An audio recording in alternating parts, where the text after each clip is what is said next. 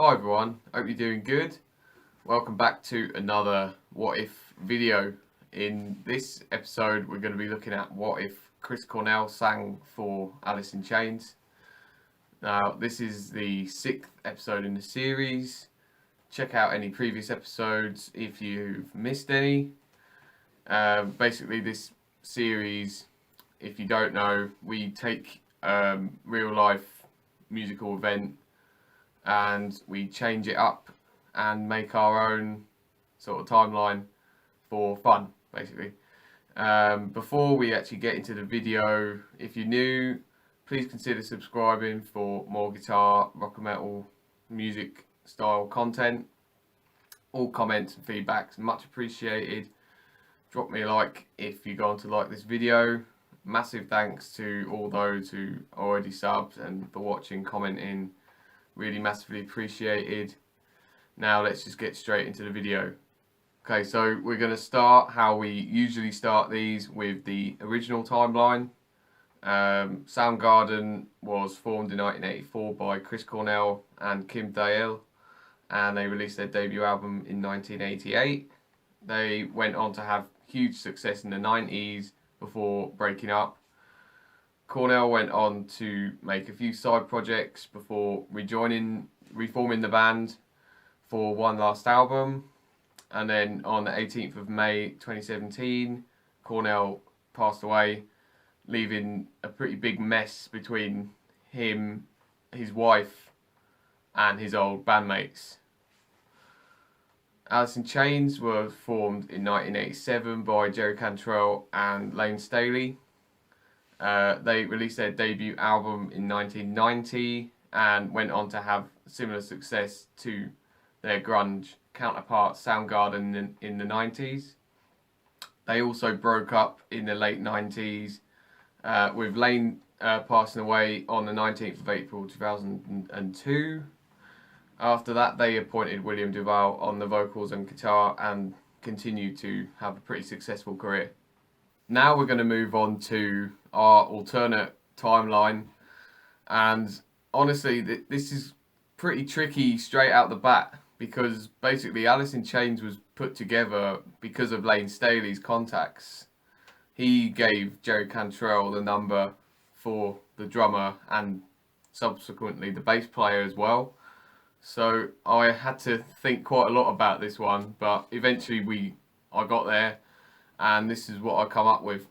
So in 1987, Lane could probably help Jerry get the band together with his contacts, but almost like in real life, decides not to join the band. He could possibly recommend that they look at Chris Cornell. There's a slight possibility that he might turn them down, as he was already in Soundgarden. But because Soundgarden hadn't actually made an album yet, the transition could have been a bit easier. And I think maybe after jamming with the band, I think Chris might think that they suit him a bit better and possibly join the band that way. So in 1989, they would make their first album, Facelift, a bit earlier than in real life.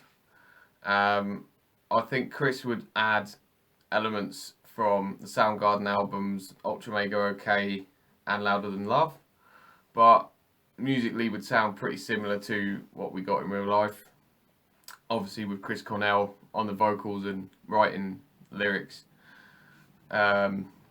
Also the sound of the album would be different, as Chris could play rhythm guitar. It would make the sound of the album a bit more fuller with two guitars, and also live as well. And I think the album would have a similar kind of reception as in real life. 1991, Chris would go off to make his Temple of the Dog project with members from Pearl Jam.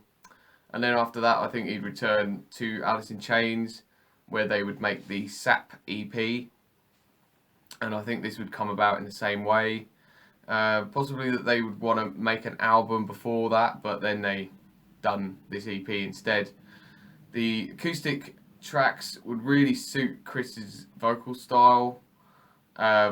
Also, I was thinking that maybe Lane Staley could feature on the vocals, almost like a reversal to Real Life, where Chris Cornell featured on one track. And then after that, they would start working on their second album, which would be released in '92. Dirt, again, would be pretty similar, with Chris writing a little more material than on the debut, maybe some Bad Motorfinger style elements in there.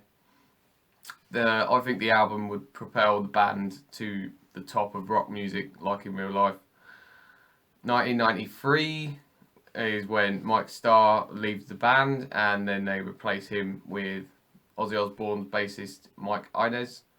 On to 1994 now, when they made the Jar of Flies EP. Again, I think this would sound a bit similar, mainly because Jerry Cantrell was the main songwriter in the band. Although I think Chris would contribute some writing, maybe some tracks sounding a bit like Super Unknown, maybe with a bit of Bad Motorfinger in there.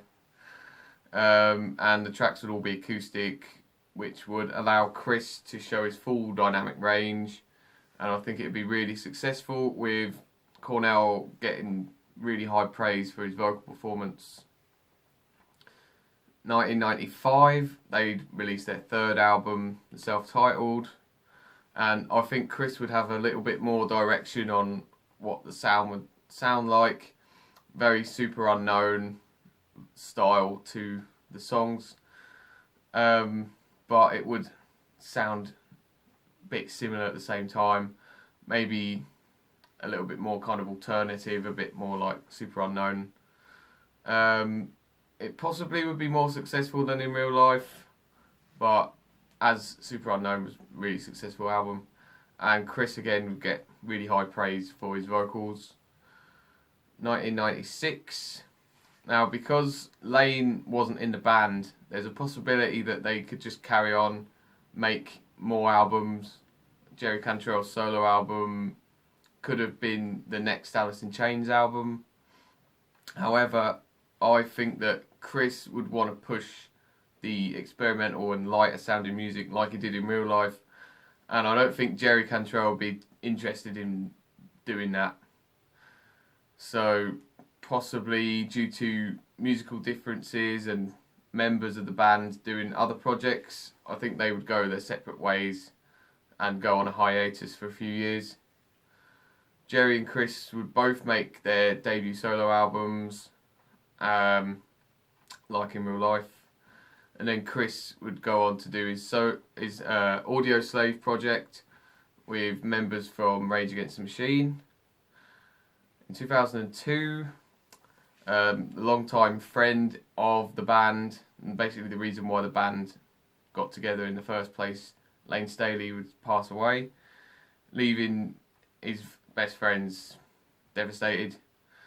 Joe Cantrell decided to dedicate his solo album to Lane Staley, like in Real Life.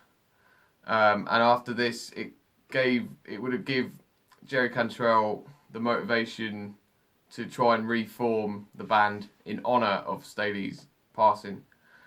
However, this would be difficult because of the members all doing their own thing. So possibly he might shelve that idea for a couple of years. Possibly until around maybe 2005, where him and the drummer, Sean Kinney, could get the band back together like they did in Real Life. However, they would be reluctant to call Chris back into the band, as he was basically the reason why they had this hiatus. So they decided to carry on as a three-piece for a reunion tour and invite guest vocalists along the way. In 2006, Audio Slave, now fresh from making their third and final album, Chris would be in a position to want to get the band, rejoin the band basically. So he would contact Alice in Chains, inquiring about rejoining the band. He would want to put the past behind them and continue from where they left off with the self-titled album. The band would need a lot of time to think about this, because they wouldn't want the same thing happening twice. Although I think after a few years away from playing some slightly different sounding music. I think Chris would want to go back to play the old stuff again with his old bandmates. I think he would feel that he should be there for their reunion tour. And I think after a long awaited decision, they would decide to reappoint Chris into the band. In 2007, I think Chris would finish off making his second solo album before joining up properly with his old bandmates, and then after that they tour and then start working on their comeback album.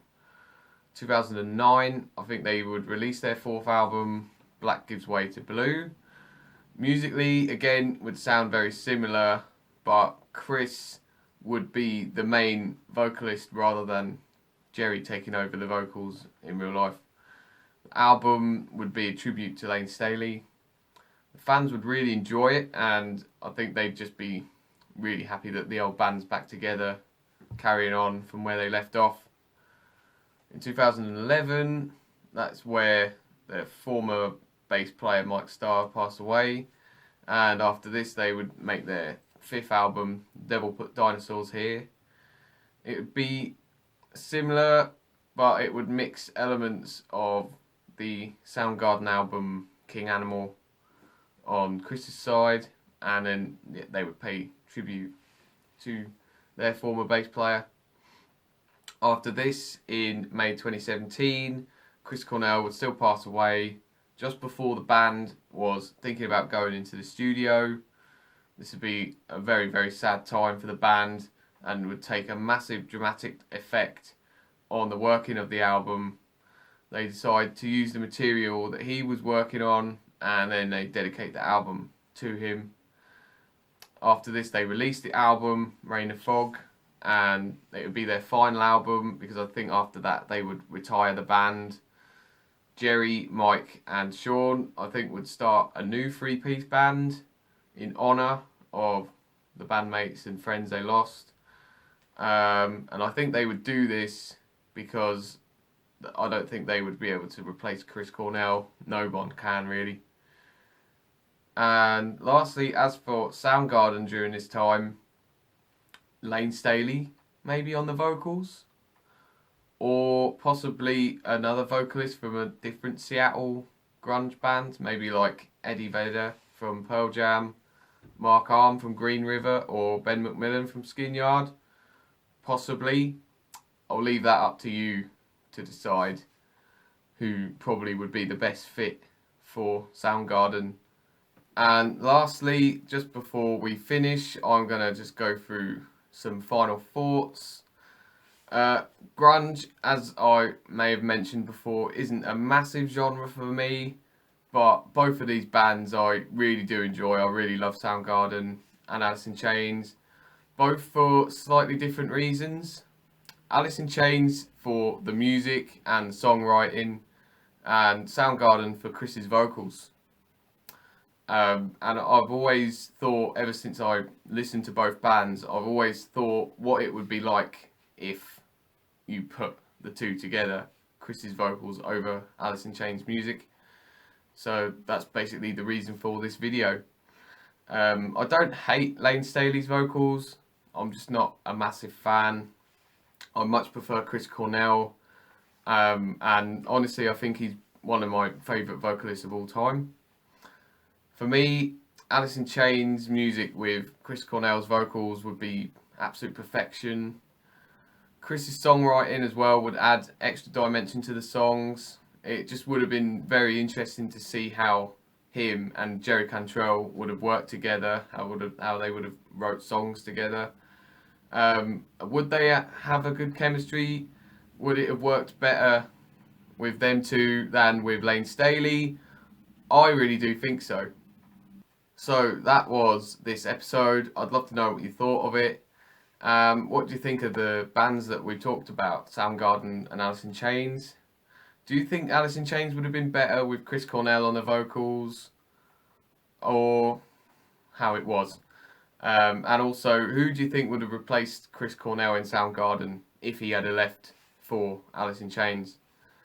And now, if you got this far, thanks ever so much for watching. Until the next time, keep rocking.